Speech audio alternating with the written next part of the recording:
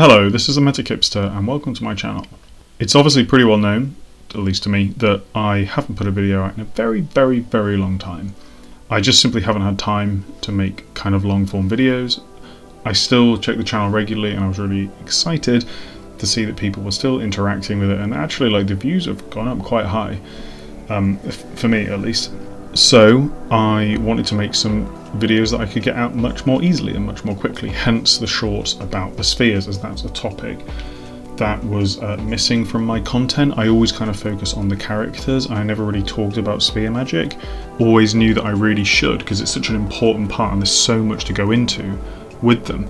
Obviously 60 seconds is not enough to cover that, but I do plan on potentially doing some more in the future, which brings me to a post I put out a few days ago, essentially asking, does anyone have any questions? I always get questions on my comments and I try to answer them as best I can.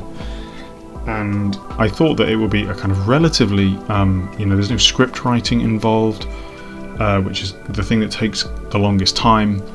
So basically, if people have any questions about Mage, I always really try to keep my content for new players to Mage, because it's a very complex game. Or it's not complex, but it has concepts that I think are difficult to get your head around at first, or at least when I started first playing, I had real trouble getting my head around. And I think that that's frankly the biggest obstacle in the accessibility sense for Mage the Ascension. So I'm basically going to just answer people's questions that they've asked. I should obviously say that I'm not actually an expert in Mage at all. I might say some things that are wrong. Sometimes I simply don't know. But I've kind of looked through the questions, and a lot of them are not kind of technicality questions, which I think says a lot about the audience for Mage the Ascension. It's kind of asking lots of really interesting things, and it's really cool that people have asked me. So I'm basically going to go through and answer them. So, without much further ado, Alpha Montemare 396 says, I would like a more in-depth example of how to adjudicate magical effects, especially considering how many multiple spheres need to be used in order to have the correct knowledge. For example, to apply effects at distance, it's necessary to have dots in correspondence in addition to the primary sphere, because if so, it places undue pressure to take correspondence, especially when starting spheres are limited. I think firstly, correspondence, yeah, you're right, it's pretty insane. Like the ability to do a certain amount of damage within I always think essentially line of sight is where you don't need correspondence to do something, and to be able to do that with that range is obviously insane. But that's not really what you're asking. I think it's quite difficult that's one of the hardest parts of being a storyteller, is that there frankly just isn't a cut and dry answer to that question, which is a bit difficult. I would say one thing that can really help is to actually think about what your player's trying to do. For example, if somebody wants to fly, it's the example I kind of give in my how to make a character video, and there's lots of stuff that says, oh, you'd use forces to fly, but if they're going to grow wings to fly, they're not actually, the effect isn't flying, the effect is growing wings. Bring it back to the basics of what they're trying to do. But I think just having a kind of intuitive knowledge of what effects are needed, and also leave it open to discussion. Do not have a gaming table where you're a tyrannical storyteller, because Mage is about discussion, and your players will understand their characters in a way that you don't, and you will have ideas about their character in a way they don't. And the best way to do that is to kind of stick it all in the melting pot and see what comes out. So I'm sorry that that's a really unsatisfying answer, Alpha Montemare, but that's what I would say, unfortunately. William Overstreet 5 asks, I have difficulty getting people interested in a magic system. Most people seem to either want to treat it like D&D or ignore it altogether. How do you introduce people to the system and get them to understand it? It sounds a bit brutal, but I would honestly say, don't struggle with your players to try and make them enjoy it. If they're not interested, they're just not interested, and it's like I'm the same. I have certain friends who are desperate to get into Mage and they're not interested, and you're just kind of fighting a losing battle. People aren't interested, they're not interested.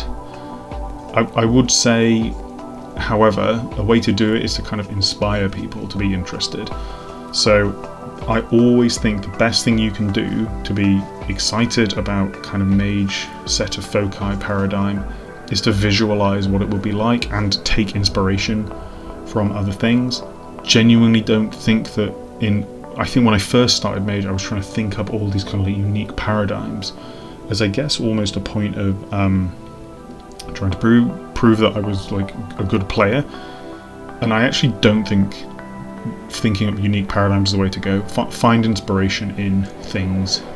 I think one of the best, kind of most cool, I guess, kind of paradigm foci systems that someone came up with for me was one of my friends, and we both play a game called Warhammer Fantasy Battles, and in it there are the Ogre Kingdoms, who essentially have kind of magic based around food.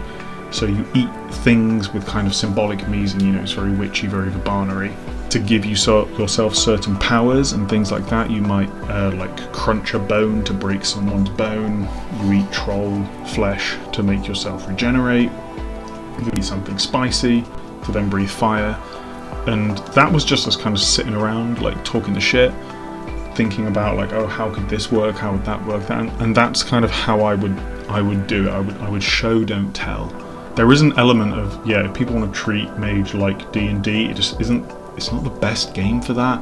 Like I think all the best mage games I've played have been more freeform and have been more like, here's the location, here's the setting, how do you explore it, rather than a kind of like here's a prescribed adventure. Although you can do that, I do think if we're doing kind of a prescribed adventure, then you know what, like people do need to have, I guess, kind of effects really a bit more on the fly, and this is where rotes come in. I think rotes are like a massively underlooked and underused thing in Mage, and I've played quite a lot of systems where you were essentially incentivized to use them by it makes it easy to cast things, which I think is actually in the rulebook, but something that's not often used, which I guess is like D&D, like you have a certain number of slots, but like this is an effect, you know how to do it, this is the difficulty, you know how many successes you need. I don't know how your players would ignore magic altogether. That sounds like a technocrat game, but yeah, that's how I would do it. Show, don't tell. But ultimately, if people are just not passionate and they're not bothered about playing the game, then they probably shouldn't be playing. Reg4526 asks, and this is, I think, an amazing question, and he asks, how could the traditions be inverted to be antagonists? Now, when I was at university, I was always taught a very, very good way to get a high score on a test or an exam is to criticise the question. So, Reg, I'm going to criticise your question. I don't think the traditions need to be inverted to be antagonists. I think the traditions can very easily be the antagonists. I think because, especially in the M20 set, the crafts, the Technocratic Union are presented as being protagonists. I think by that logic, the traditions should be antagonists as well. And I even think that you could play an Afondi as a protagonist with the traditions as the antagonists. The way I would do this would be, I think, just take a step back. I guess the traditional way of thinking about it is the Technocratic Union of the antagonists. I very strongly believe, and I've actually written a script for this, and for a video, I never kind of completed it because I wasn't totally happy with the conclusion. But the Technocrats are the only actually the bad guys because they're winning, and or have already won. Basically, if one side is winning or has a total overmatch, the other side becomes the underdogs, becomes the opposition, and that is a very nice place for people to not have to kind of ask the big questions, not have to, I guess, kind of have a pragmatic outlook. They can just be the Rebel Alliance. You know, the Rebel Alliance is a good example. You know, the Rebel Alliance, while they're the Rebel Alliance, are awesome. But when they're the Old Republic or when they're the New Republic, like they've got to face like ruling the galaxy, and they're not that good at it. And I think just flip that. If the traditions are winning, or think potentially back to a time or laterally to a place where the traditions are winning, and is that a good place? You know, was medieval Europe with you know, in very places controlled highly by the church, a really awesome place to live. For normal people, probably not. Are the theological societies, that the Akashics kind of hold up great places to live? I would argue again, no, they're not. I think that's what the technocracy can offer, or should offer, to make them interesting and not just pure antagonists, is they're humanists at the end of the day. And I think actually there are also just like lots of ways in which the traditions are not good. The Hermetics are not good. They're not nice. They're not moral. They're very, I mean, they're at best elitist, and at worst like completely ambivalent to humanity.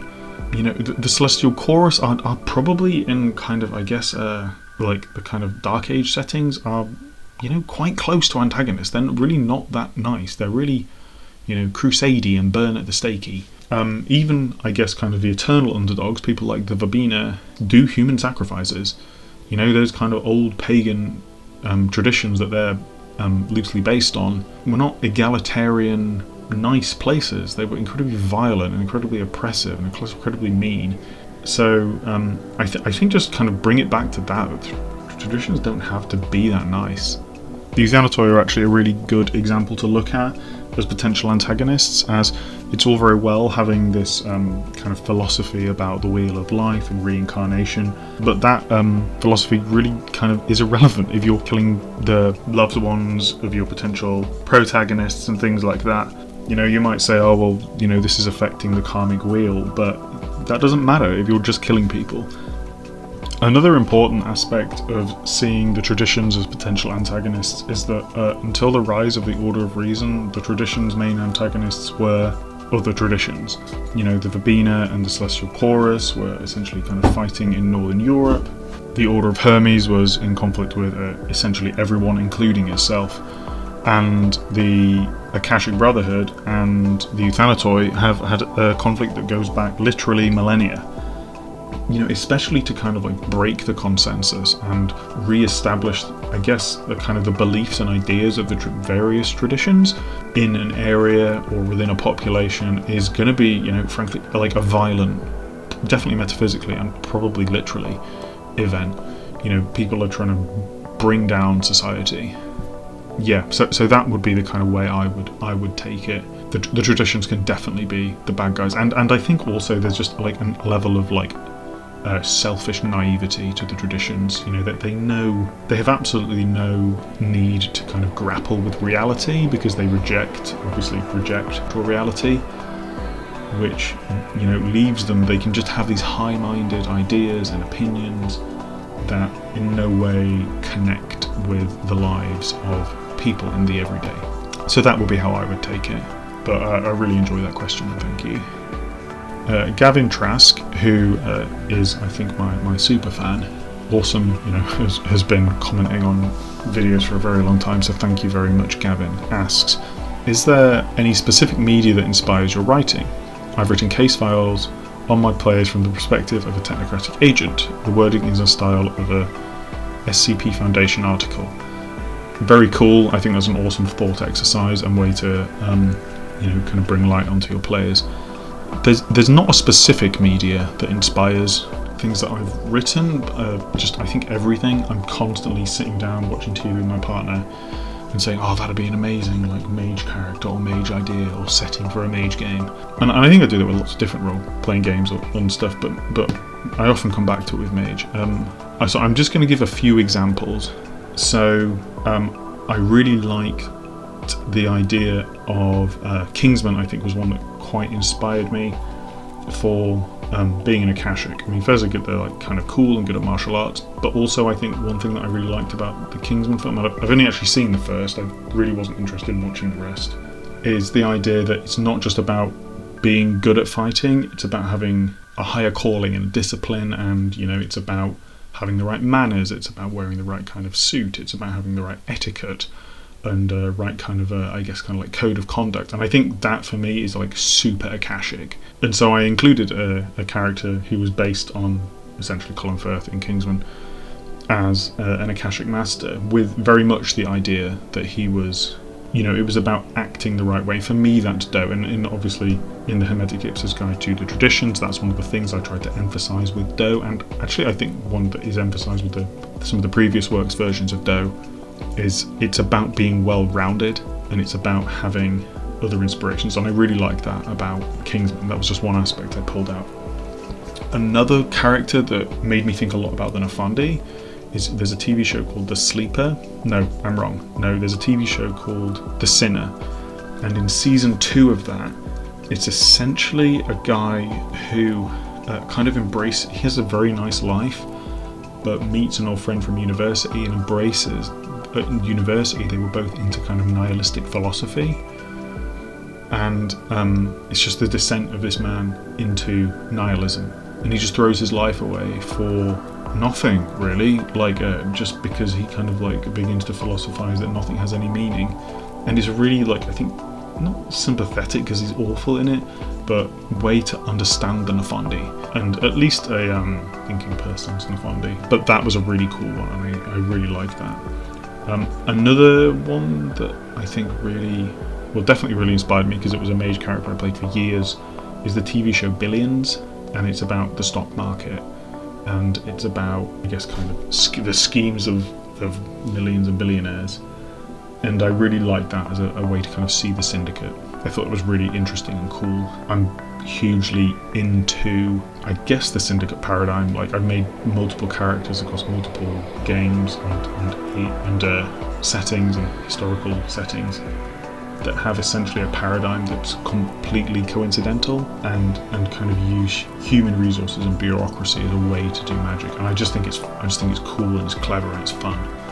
So those are some of them, but I don't have a specific writing that inspires me. And I would say that my inspirations are on the generic side. I'm not reading religious texts or philosophy to inspire my Mage characters. I'm usually watching like normal TV shows and films and things like that. Will you make shorts explaining the spheres, or will you make a full video explaining the spheres in detail? So I've made shorts, and I will be releasing them weekly on all the spheres as just a way to kind of bring myself back into making videos and to kind of offer something. So I will do all of them. I have done them, they will be released. It was very easy to make lots of shorts, it was quite fun. I would love to do a full video on the spheres. The reality is I don't look more than maybe a couple of videos ahead, because they take a very long time to do, and I don't have a lot of time in my life without making sacrifices I'm not willing to, like, you know, spending time with my family and work and you know, frankly, other hobbies I have that I enjoy a lot. Sorry, that was a question by Modder Crusader 5128. Arthur Tinoco asks, is there any rule of thumb to know how many points in a sphere you need to do in effect? Like, how do I differentiate when my player needs 2 or 3 points of entropy, for example? There is, and in a very simply presented way, rank 1 is perception, so the ability to see the forces that you're trying to, and kind of a basic understanding for your character, but it's definitely a supernatural. Level 2 would be manipulation. Think of it as like you're not breaking the laws of physics, you're bending them. Yeah, rank 2 is essentially anything that's not perceptive and kind of the lowest level of powers. Rank 3 is control, so this is where I think you would argue that a mage's power really kicks in. This is the level where a lot of, I guess, the very typical abilities kick in. So life can heal at this level. This is the level you'd need to, like, throw a fireball at. I think correspondence can do self-teleportation at this level and things like that. So yeah, control would be control of your sphere and its appropriate laws of physics or laws of whichever paradigm, whichever view your mage has on reality. Rank 4 is command. This is, again, really powerful, but often this is rank 3 abilities with less targeting restrictions. But yeah, rank 4 is very, very powerful and is almost everything you would kind of want to do with a sphere. And rank 5 is mastery. This is literally everything you could want to do with a sphere. The things you can do with rank 5 or multiple rank 5s are pretty mental. Only master spheres are kind of above that, but probably mastery is just everything you need. I know that's presenting like a very simple version of it, and it probably isn't too much help, but I would just read through, have a few people, just set yourself a 20-minute task of your gaming group reading through the various effects. It just pre-arms you before effects come out in games, and that's what I would do. But yeah, that's the very basics of it, and I would just swat up. A very good friend of mine is not on the post I put out, but it was a while ago, and I never really answered him. Georg asked me once, can a mage just live a normal life? The answer I think is yeah. Like, I don't think there's much stopping a mage as living a normal life. It's not like, a vampire, all of a sudden they have to drink blood and can only come out at night, and might just freak out when the neighbour is rude to them and kill them. Like, and Garu are the same. Like, a Garu's life changes when they become a Garu. Same with a changeling, and that's just not true for mages. Mages just don't suddenly change. They can just keep going as they were. The only thing I would think that really changes for them is they can be perceived. So if someone is looking for you, and there are people looking for you, the Union and the Traditions both actively, I guess, kind of like seek out mages. But if you're not detected by them, you're in a place, maybe a rural area or low population area, and you awaken, then no, nothing is stopping you just going about your daily life, or frankly not even knowing you're a mage. I would say though, you only awaken as a mage if your will and your avatar are powerful enough and are pushing you, and if you're a mage, you probably do want to make some changes. You're probably not just happy with how things are. So there will be that. Like, I would say that mages are not usually the kind of personalities who don't want to explore, achieve, and earn enlightenment. But potentially, yeah, basically. So maybe your avatar is Snorlax, and all you want to do is hang out and chill. And there. Going back to some older questions and older videos that I have answered, on my Verbena video, Mr. Lars Ors asked, what I don't really understand is the difference between the Verbena and the Dream Speakers. They seem to be similar culturally, passed down techniques and animism. Yeah, I agree. I discussed this a lot. I've chatted a lot with other mage players about this, and I do ultimately believe the real reason is the overblown significance of in Europe, in Western media. But yeah, I don't think there's much difference actually. I think it is just the authors of Mage via the culture that we all exist in does differentiate these things, unfortunately. I just think that's really unfortunately how it is. I think they are really, really similar. There's around M5 and there's kind of a bit of a shake-up. I think that would potentially be one, would be the Verbena and the Dream Speakers become one tradition, maybe. If it's necessary. It seems to be something they're doing. Lots of the clans are kind of amalgamating. But yeah, the Verbena and the Dream Speakers have extremely similar paradigms, or rather there's so much overlap that either one could be a sub-faction within the other. The Verbena would obviously be a sub-faction within the overall Dream Speakers. But yeah, it's kind of Eurocentrism, but at the same time, I don't really mean that as a criticism. There's no reason that Mage would be more ahead of its time than... And even, modern pop culture still does exactly the same thing all the time. Again, on the Verbena video, the Haramir asks, he firstly says, as a Norwegian, I can safely say I despise the corruption of Norse imagery. And he's talking in my reference to it being co-opted by white supremacists. Absolutely. Fuck them. But his question is, on a lighter note, anyone got any tips for how to find mage games? Roll20 is rather sparse, but I want to try and play the games as something other than a games master. Massive bit of sympathy for you there. I again did answer.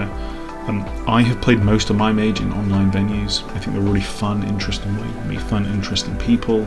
They're obviously very hard to find. I would basically post on some of the main mage Facebook groups, forums, whatever kind of channel, and hopefully people will direct you to them. But that's how I would try and find a mage game, or look up your local kind of role-playing groups. I often find that in role-playing groups there's lots of people that have heard of kind of Vampire the Masquerade and potentially Mage and are interested in it. But again, like, you would probably, if you want to be the one kind of pushing for it, obviously you end up being the GM. But I would look online and just ask around in Mage spaces to play. Basically, there's lots of kind of play by post, and they're really, really fun. So thank you very much for all your questions. If everyone has any more, this video was really, really fun. So ask away if you have any other questions, and I will be extremely happy to answer them. This has been the Hermetic Hipster, and thank you very much for watching.